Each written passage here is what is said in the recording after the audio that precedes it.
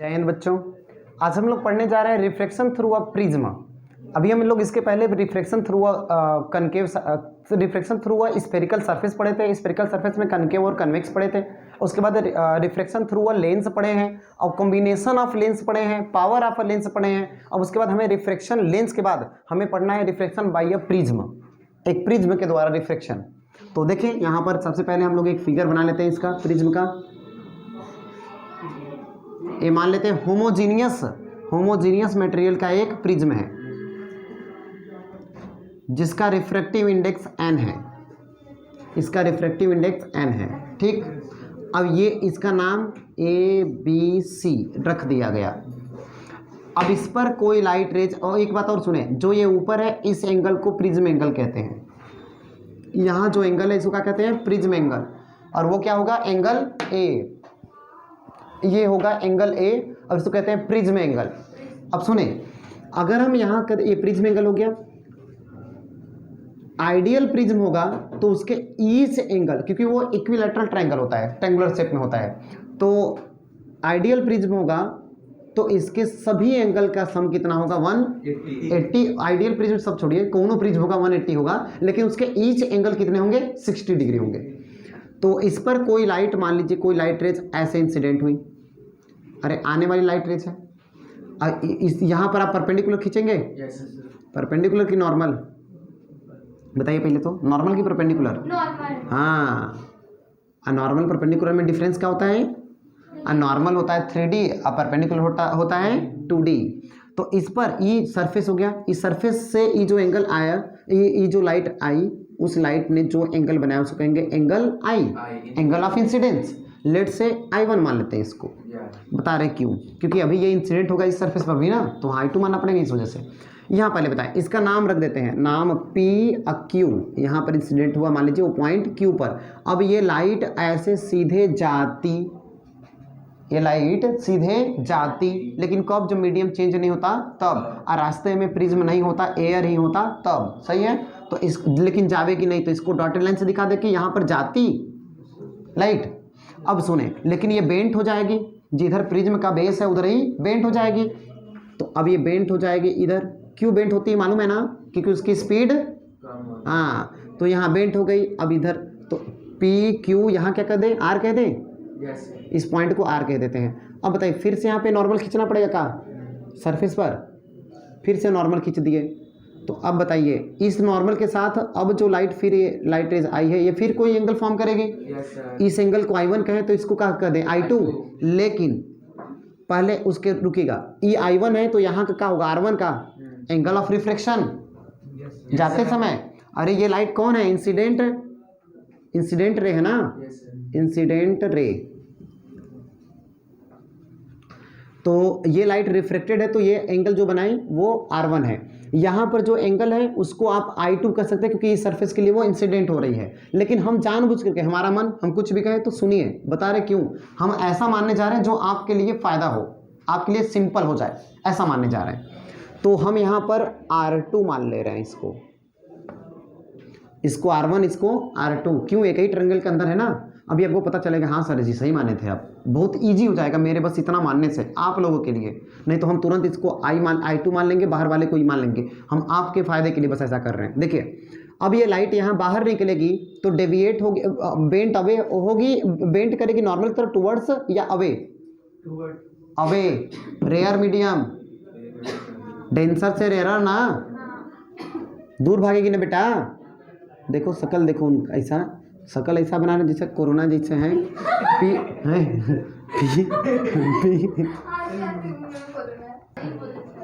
इधर सुनो, इधर तो यहाँ बताएं PQR, तो इधर जाए तो S होगा ना।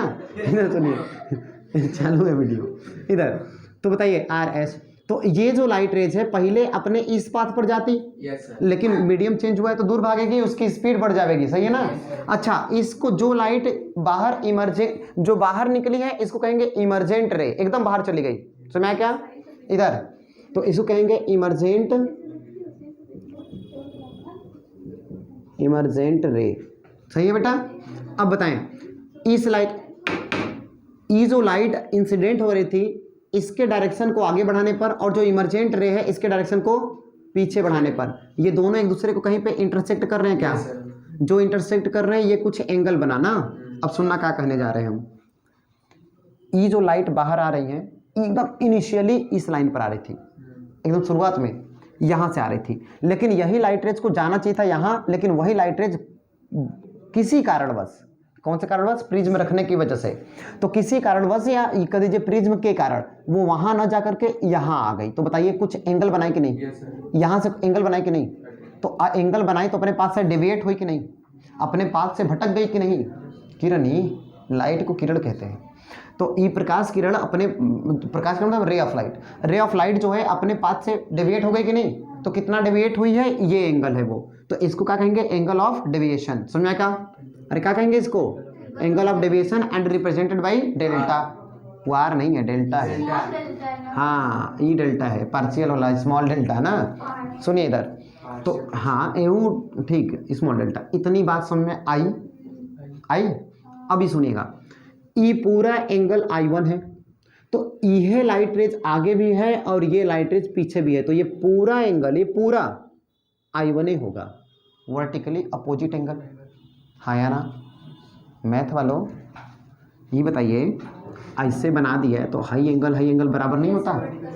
वर्टिकली अपोजिट एंगल, चाहे ई एंगल बराबर नहीं होता, ठीक है ना? हाँ इधर देखिए बेटा, तो ये लाइट इधर जितना लाइट अपने पास से डेविएट हुई उसको कहेंगे एंगल ऑफ डेविएशन। आइए अब पढ़ते हैं, बताइएगा। इन ट्रायंगल, पहले बताइए ये पूरा I1 होगा कि नहीं? yes, तो हाई ऊपरा वाला बस कितना? I2 I1 माइनस R1, ये पूरा I1 है कि नहीं? yes. I1 में से R1 को निकाल देंगे तो ऊपर वाला बचेगा कि नहीं? बोलिए। yes, तो ऊपर वाले का नाम क्या हो जाएगा? हाँ कहाँ लिखे हो, कहाँ लिखे? यहाँ लिख दे का? ऐसे लिख दे रहे हैं कि ये I1 माइनस R1 है। अरे समझ में आया कि नहीं? आया ना? क्या हुआ, नहीं आया? अच्छा अब बताइएगा, ऐसे ही, क्योंकि ये पूरा क्या था? I1 था, I1 में से R1 घटा देंगे तो ऊपर वाला बचेगा ना। अब बताइए, ऐसे ही बताइएगा, ई बाहर जो एंगल, ई लाइट जो गई है, ई बनाई, ई I1 हो गया, R1 हो गया, R2 हो गया, तो इसको हम लोग I2 मान लेते हैं। इसको लोग और किताब में भी इसको ई लिखते हैं, इमरजेंट एंगल, क्योंकि इमरजेंट, हाँ स्मॉल ई, क्योंकि ये इमरजेंट रे है ना, तो इमरजेंट रे जो एंगल बनाते हैं उसको लिखते हैं एंगल ऑफ इमरजेंस, है ना। तो हमें एंगल ऑफ इमरजेंस को ही हम I2 मान ले रहे हैं, तो मानना ही है, तो क्या ही दिक्कत है ना। अब बहुत आपको दुख हो, अगर आत्मा में तकलीफ हो तो ई लिख दीजिएगा कि I2 इक्वल टू ई है, अपने समझने के लिए। लेकिन हम आपको समझाने के लिए अब I2 खाली लिख रहे हैं ना, स्लैश करके अपॉन में आ जाएगा ना। चलिए छोड़िए, अच्छा बस इतना बताइए, ई बात समझ का। अब बताइए, जितना I2 यही वाली लाइन का पीछे है क्या ये, और यही लाइन इधर पीछे है क्या, तो ये पूरा एंगल भी I2 ही होगा कि नहीं? तो I2 पूरा होगा, लेकिन है ऊपर वाला कितना होगा? तो I2 में से R2 घटा दीजिए, जैसा यहाँ किए हैं, तो ऊपर वाले को लिख दीजिए I2 माइनस R2, बस। अब बताइएगा, इन ट्रायंगल, इस ट्रायंगल का नाम बताइए। एक काम करिए, पहले इसका नाम लिखिए, PQRS हो चुका है, ABC हो चुका है, तो इसका नाम रख दिया जाए D और इसका नाम रख दिया जाए E। सही बेटा। अब बताइएगा, इन ट्रायंगल, यहाँ पर लिखते हैं इन ट्रायंगल। अभी आप ये लिखेंगे नहीं, इसके पहले 2-4-5 लाइन हम लिखवाएंगे कि ये एक प्रिज्म है, कोई लाइट इंसिडेंट होती है, वो इस पास से जाती है, वहाँ जाती है, ये एंगल वो है, ये एंगल वो है, ऐसा कुछ है ना। तो 2-4 लाइन लिखवाएंगे, तो अभी रुक जाइएगा, तो अभी छापिएगा। ओके, इधर आइए। इन ट्रायंगल, ट्रायंगल का नाम बताइए QDR। इन ट्रायंगल QDR, जरा बताइएगा, ये जो डेल्टा है, ये डेल्टा है एक्सटीरियर एंगल है का इस ट्रायंगल का। और हम जानते हैं कि the exterior angle of a triangle is equal to the sum of the 2 alternate interior angle. जानते हैं क्या? तो बताइए, इससे हम क्या लिख सकते हैं? डेल्टा इज इक्वल टू, बेटा ये डेल्टा एक्सटीरियर एंगल है, ये दोनों इंटीरियर एंगल के सम के इक्वल होगा। तो बताइए इंटीरियर एंगल क्या है? I1 माइनस R1 प्लस, बोलिए I2 माइनस R2। इसी को अगर मैं ऐसा, कहाँ किस रूल से लिखे हैं बताइए? Since delta is the exterior angle of the triangle ना। डेल्टा क्या है? एक्सटीरियर एंगल हाँ ऑफ द ट्रायंगल। आइए इसमें बताइए, इसको क्या हम I1 को एक साथ I2 को एक साथ लिखिए, तो I1 प्लस I2 एक साथ, और फिर माइनस R1 माइनस R2 है तो माइनस कॉमन कर लेंगे तो क्या बन जाएगा R1 प्लस R2। समझ में आवा कि नहीं? समझ में आ गया तो अच्छी बात, नहीं आया तो और अच्छी बात। इधर अब बताइए, इसको इक्वेशन 1 बना के छोड़ दीजिए, पहले बता दीजिए। अच्छा समझ में आया कि नहीं? Yes sir. आ गया ना? अब बताए बेटा, ये ई बताइएगा, A Q E R, A Q E R क्या है? क्वाड्रिलेटरल का यस सर। है ना? अरे A Q E R a quadrilateral नहीं है? क्वाड्रिलेटरल के दो फेसेस, दो जो एंगल है फ्रंट वाले, ये दोनों एंगल है, इन दोनों का सम 180 होता है क्या? तो बताइएगा इन क्वाड्रिलेटरल कौन सा, बताइए कौन सा क्वाड्रिलेटरल, नाम बोलिए। ए क्यू ई आर ना, इसमें बताइएगा angle A plus angle E equal to 180। बोलिए हाँ या ना? Yes sir. इसको इक्वेशन 2 लिखिए, कोई दिक्कत नहीं। अब बताइएगा एंड इन ट्रायंगल, भाई छोटका ट्रायंगल का नाम बोलिए क्यू ई आर। अभी आपको पता चल जाए कि ये सब कैसे करें, कैसे ही लिखें, अभी आपको समझाएंगे काहे हम ऐसा क्यों कर रहे हैं। सुनना देखो, अच्छा हम ये ट्रायंगल काहे लेने जा रहे हैं पहले बताना।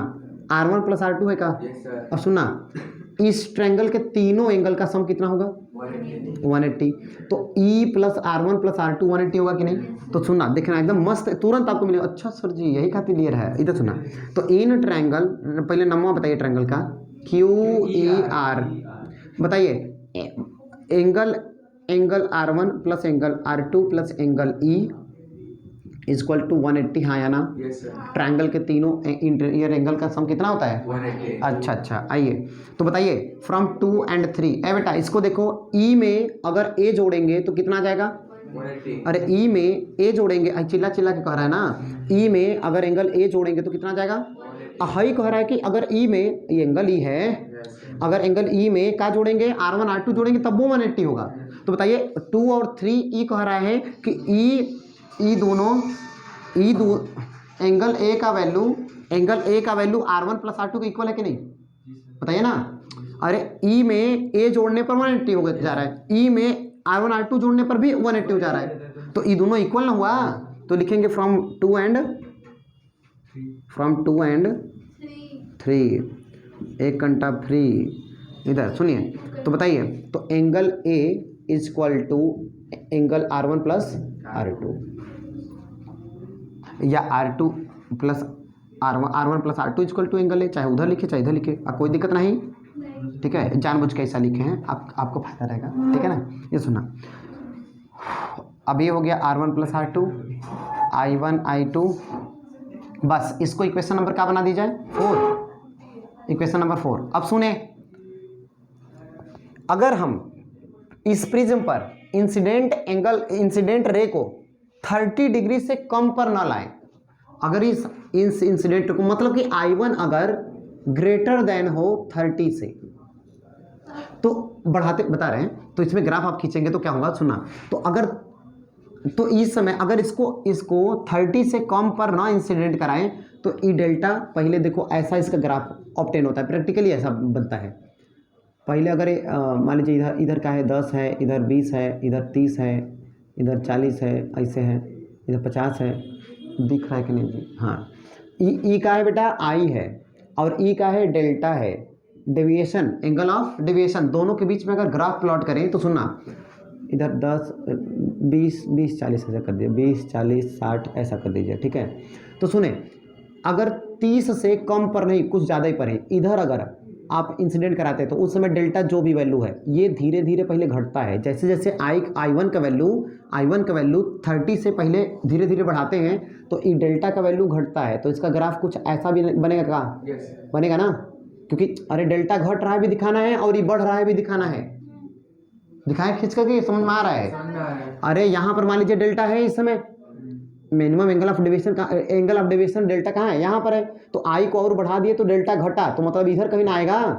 आई बढ़ा है इतना दूर, आई देखिए, आई देखिए, ये हाई देखिए, आई बढ़ा है इतना और हाई देखिए, और ये देखिए डेल्टा घटा है इतना, नीचे ना आ गया, सही कि नहीं।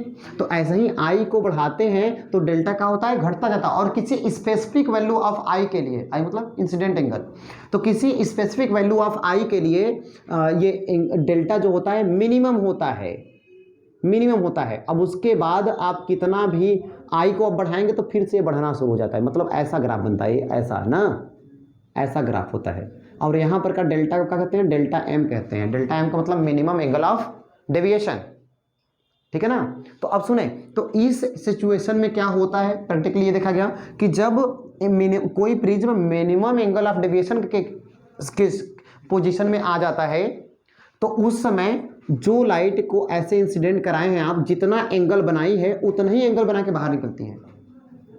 तो मतलब इस केस में I1 I2 बराबर हो जाएंगे।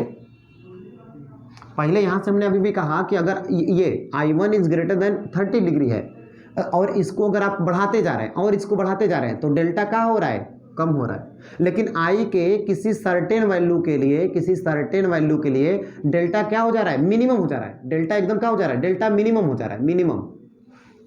और उसके बाद अगर आई को और बढ़ाते जा रहे हैं तो डेल्टा फिर से बढ़ना शुरू हो जाता है। तो इसका ग्राफ ये है, प्रैक्टिकली ग्राफ है ये, प्रैक्टिकल से किया गया। अरे जब ग्राफ प्लॉट करते तो हमारे पास वैल्यू होना चाहिए ना, तो वैल्यू होगी, प्रैक्टिकल करेंगे तो वैल्यू आएगी, जो वैल्यू उसी वैल्यू से हम लोग ये ग्राफ प्लॉट करते तो ये मिलता है, ठीक। तो अब बताएं, अगर हम कहते हैं तो इस कंडीशन में क्या होता है, जब प्रिज्म कहाँ चला जाएगा, minimum angle of deviation case में चला जाएगा। तो in case of minimum angle of deviation, minimum angle of deviation के केस में क्या होता है, जितना एंगल बना करके लाइट आई है उतनी एंगल बना करके बाहर इमर्जेंट होती है, निकलती है। मतलब I1 क्या हो जाएगा, I2 के बराबर। और दूसरी बात, ये जो R1 है, ये R2 है, ये दोनों भी बराबर हो जाते हैं उस केस में। और डेल्टा को क्या लिखते हैं उस समय, डेल्टा एम लिखते हैं। तो यहां पर लिखेंगे इन द केस ऑफ, किस केस में बेटा, minimum angle of, in case of minimum angle of deviation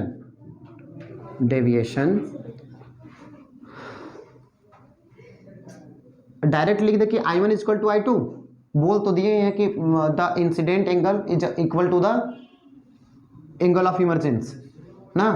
तो यहाँ लिख देते हैं I1 इक्वल होगा I2 के। तो I1 I2 जब इक्वल है तो उस केस में एक काम करो, डैश कर दो, ऐसा लिखते हैं, इसको डैश लिखो और यहाँ लिखो I1 क्या हो जाएगा बेटा, I2 के इक्वल। और इन दोनों जब I1 I2 इक्वल है तो I1 I2 को I1 I2 क्यों माने, I मान लेते हैं, एक को मान लेते हैं, सही है ना। और एंड R1 R2 भी इक्वल है, R1 और R2 भी इक्वल है, तो R1 R2 खाली क्या मान लें, R मान लें। और इस केस में एंड डेल्टा क्या हो जा रहा है बेटा, इस केस में डेल्टा एम हो जा रहा है, ठीक है। तो अब बताइएगा, नाउ I1 I2 को इम्प्लीमेंट करिए इक्वेशन नंबर, पहले एक मिनट, ठीक है। R1 R2 को इम्प्लीमेंट करिए इक्वेशन नंबर किसमें, 4 में। तो लिखिए putting this value in equation number 4, या लिखिए नाउ फ्रॉम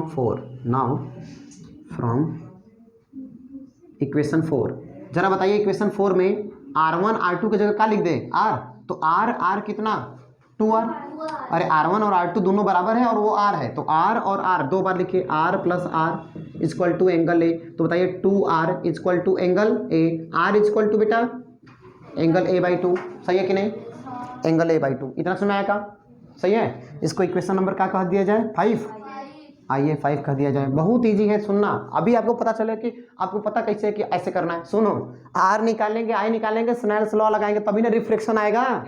रिफ्लेक्शन है ना, रिफ्लेक्शन के लिए स्नेल्स लॉ लगाते हैं कि नहीं, sine I by sine R लगाते हैं। तो हमें किसका किसका वैल्यू चाहिए, हाँ हमें I और R का वैल्यू चाहिए। तो R का वैल्यू तो मिल गया, अब I का वैल्यू चाहिए। तो I के वैल्यू के लिए कहाँ जाना पड़ेगा, हाँ इक्वेशन 1 में जाना पड़ेगा। तो अब इसके बाद कहेंगे एंड नाउ कि फ्रॉम कौन से इक्वेशन से, नाउ फ्रॉम इक्वेशन हाँ फर्स्ट। अब बताइए क्या लिखें, I1 I2 की जगह पर क्या लिख दें, I। तो I 2 I आई आई नहीं, नो आई है।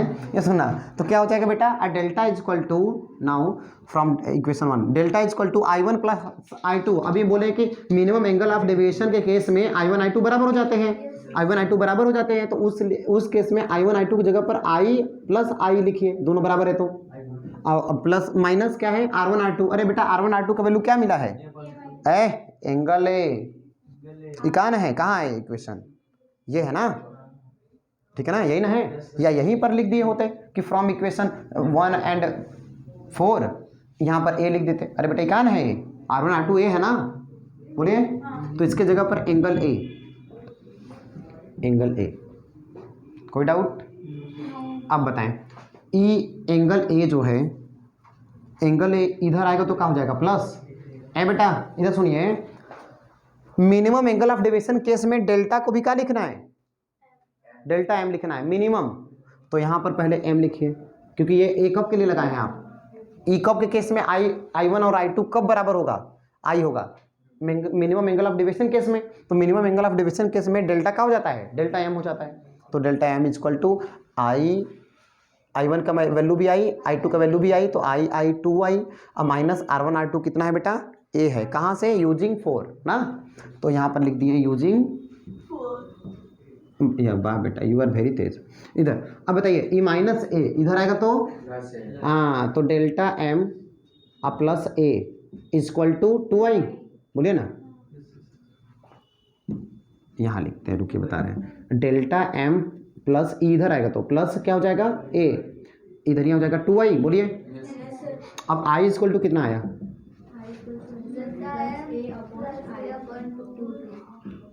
सही है, इक्वेशन नंबर कितना आई था, 5, आई हो गया 6, इनफ में आया कि नहीं। अब अरे आई निकल चुका है, आर निकल चुका है, तो क्या लगाना बाकी है, अरे भाई आप लोग बहुत तेज हो हैं, मन आत्मा शरीर सब जीत लिए हैं, मन आत्मा शरीर सब जीत लिए हैं। इधर सुना बेटा, बताना अब क्या लगाएंगे भाई, स्नेल्स लॉ, हाँ हाँ समझ रहे हैं, स्नेल कौन सा बेटा, घोंगा वाला स्नेल कर रहे हैं ना, इधर सुनना, स्नेल्स लॉ, इधर किस बायो वालों, स्नेल्स जो घोंगा होते हैं वो किस फाइलम का है, पाइला सर उसको बोलते हैं सर, पाइला।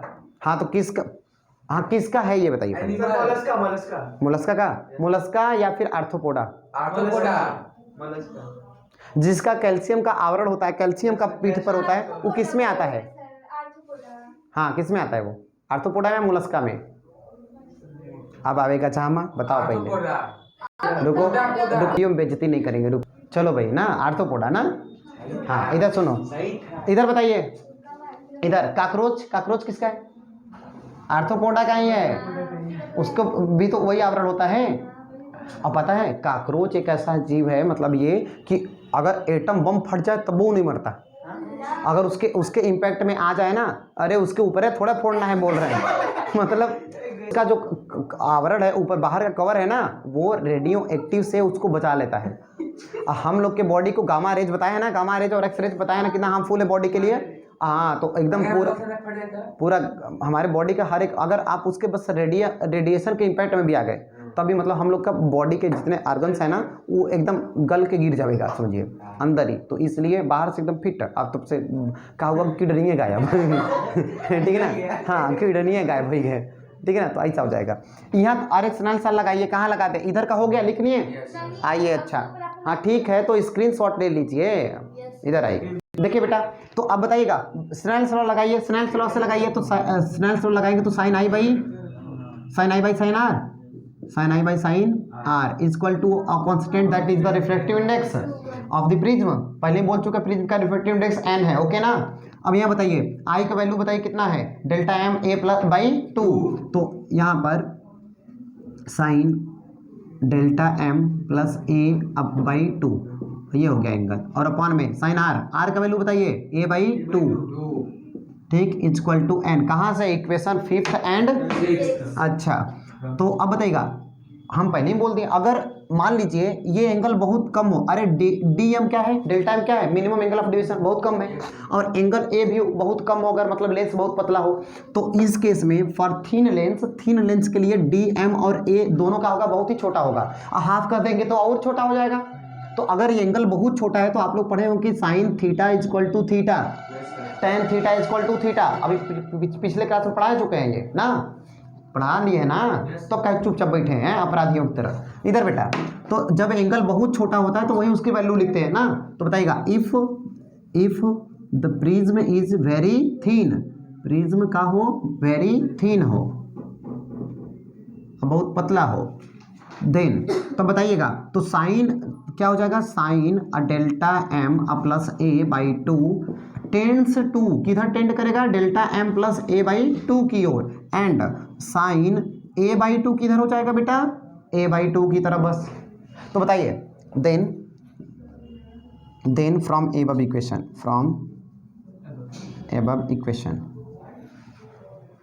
आइए एबव इक्वेशन से लिखते हैं यहाँ पर, अरे यार डस्टर लेके खड़ा है, इधर सुनना है इधर। तो अब बताइए यहाँ से इसको साइन को हटा करके बताइए क्या आया, डी एम मतलब delta m A plus A, अब पूरे का पान में टू और नीचवा ए बाई टू, बोलिए इक्वल टू एन, अरे टू से टू हाँ टिपा जाएगा ना इधर, ऊपरा बचा डी एम प्लस ए और नीचवा बचा ए उधर जाएगा तो क्या हो जाएगा N A, D M plus A equal to N A, सही है कि नहीं, सही है ना, D N A D N A, E A इधर प्लस उधर जाएगा तो देखो शांत पड़ गए सब, माइनस है ना, इधर प्लस है उधर जाएगा तो माइनस है, और इसमें से कुछ कॉमन है का, ए कॉमन है ना, तो n माइनस वन बाहर a, ये हो जाएगा डी एम डेल्टा एम, यही हम लोग को प्रूफ करना था मिनिमम एंगल ऑफ डेविएशन, ये लाना था, लिख लीजिए इतना, फिर बताते हैं कि ये किस पर डिपेंड करता है। चलो अच्छा पहले से रफली सुन लो, डेल्टा एम जो है मिनिमम एंगल ऑफ डेविएशन किसी प्रिज्म का किस पर डिपेंड करेगा, एन पर, एन क्या है बेटा, refractive index of the prism, prism किस मटेरियल का बना है उसका रिफ्रैक्टिव इंडेक्स है, तो यानी कि मिनिमम एंगल ऑफ डेविएशन किसी प्रिज्म का कितना होगा, वो किस पर डिपेंड करेगा, उसके प्रिज्म के नेचर पर, कि किस चीज का वो बना है, मटेरियल पर, क्योंकि उसके मटेरियल का रिफ्रैक्टिव इंडेक्स पर डिपेंड करेगा। तो पहली बात, factor affecting the minimum angle of deviation या angle of deviation depends on dash, first point किस पर डिपेंड करता है, refractive index of the material of the prism, दूसरा प्रिज्म एंगल पर भी ना, और तीसरा अलग अलग कलर लाइट के लिए, अलग अलग कलर के लाइट के लिए ये रिफ्रैक्टिव इंडेक्स अलग अलग होता है। क्यों, आप जानते हैं कि अगर वाइट लाइट यहाँ पर लाते हैं तो वही कोई उस पर ज़्यादा बेंड कर जाता है, कोई कम बेंड करता है। विबग्योर पढ़े होंगे, तो विबग्योर में सबसे ज़्यादा कौन बेंड होता है, violet, indigo, blue, green, orange, yellow, orange, फिर रेड। तो सबसे कम डेविएट कौन हुआ, रेड, तो रेड एकदम ऊपर ही रहता है, और सबसे नीचे कौन रहता है, ये सब रहता है ना, तो सबसे नीचे ये रहेगा, फिर ये रहेगा, फिर ये रहेगा, सबसे कम डेविएट कौन हुआ है, रेड, तो सबसे ऊपर कौन रहेगा, रेड। तो यानी कि किस कलर में सबसे कम डेविएशन हुआ, रेड में, इसलिए रेड के लिए रिफ्रैक्टिव इंडेक्स प्रिज्म का है सबसे कम। क्यों, क्योंकि रिफ्रैक्टिव इंडेक्स आपको बताता है कि रिफ्रैक्टिव इंडेक्स ये बताता है कितना लाइट अपने पाथ से डेविएट हुआ है। तो रेड कलर सबसे कम डेविएट हुआ, तो रेड कलर के लिए उसी प्रिज्म का रिफ्रैक्टिव इंडेक्स अलग अलग है, समझ में आ कि नहीं। तो ऐसा हो सकता है प्रिज्म एक ही है लेकिन और रिफ्रैक्टिव इंडेक्स उसका कुछ भी है, जैसे 1.5 है इनिशियली, मान लीजिए लेंस का बना हुआ है, तो ग्लास का बना हुआ है तो 1.5 है, तो 1.5 सब कलर के लिए नहीं होगा। लाइट में जो 7 कलर्स हैं इनिशियली, तो उसके सभी कलर के लिए रेड रिफ्रैक्टिव इंडेक्स 1.5 नहीं होगा, किसी के लिए ज़्यादा होगा, किसी के लिए कम होगा। जैसे एक ही व्यक्ति के अलग अलग वैल्यूज होते हैं।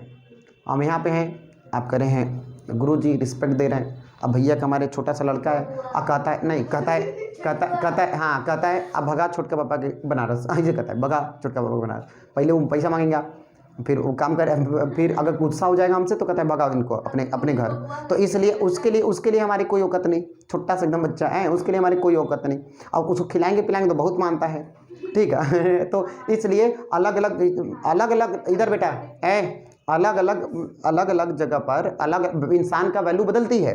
जैसे यहाँ पर आप हम सबका रिलेशन, सबसे रिलेशन एक ही नहीं ना होता। अब जैसे कोई इधर कोई अगर एक बच्चा है, अब जैसे मान लीजिए एक एग्जांपल दे रहे हैं, हमारा बच्चा है तो वो हमको पापा कहेगा, हैं। अब भैया का बच्चा है तो वो हमको चाचा कहेगा, और वैसे ही आप लोग हैं तो आप लोग सर जी कहेंगे, और जिससे हमारा रिश्ता रहेगा हमारे पापा जी हमको अपना बेटा कहेंगे, हैं। तो ये तो नहीं है कि हमारा बच्चा है तो उसको पापा कमा रहे, तो सबके बच्चा से तो पापा नहीं कमाएंगे। तो इसलिए व्यक्ति का एक ही व्यक्ति है, लेकिन अलग अलग लोगों से उसका रिलेशन अलग अलग है। अलग अलग लोगों के लिए उसकी वैल्यूज अलग अलग है कि नहीं। आपके लिए हमारी कीमत हो सकता है कुछ हो नहीं या बहुत कुछ है, तो ऐसा ठीक है बेटा, ठीक है। तो हो सकता है एक ही इंसान किसी के लिए अधिक प्रिय होता है, किसी के लिए कम प्रिय होता है। अब पड़ोसी के तो एकदम प्रिय नहीं होता है ना, पड़ोसी के लिए एकदम प्रिय नहीं होता। तो इंसान एक ही, वैल्यू अलग अलग, सही कि नहीं। तो इसलिए इंसान एक ही है, वैल्यू अलग। अरे शादी होता है तो दहेज कहीं पे ज़्यादा मिलता है, कहीं कम मिलता है ना। तो वैल्यू अलग अलग। इंसान एक ही है, वैल्यू अलग अलग। हालांकि दहेज के विरोधी हैं हम, दहेज लेना गलत बात है ना, उस काबिल बनिए, ठीक है। दहेज की ज़रूरत क्या है, इधर सुनिए। तो इसलिए अरे बेटा बताइए पहले, तो अलग अलग लाइट रेज के लिए एक ही प्रिज्म का रिफ्रैक्टिव इंडेक्स अलग अलग होगा। बताइए समझ में आया कि नहीं। ओके, तो चलिए, तो ये factor affecting the angle of deviation, heading लिख लीजिए, बोल देते हैं 2 लाइन यही लिख लीजिए। ओके, थैंक्स फॉर वॉचिंग, जय हिंद।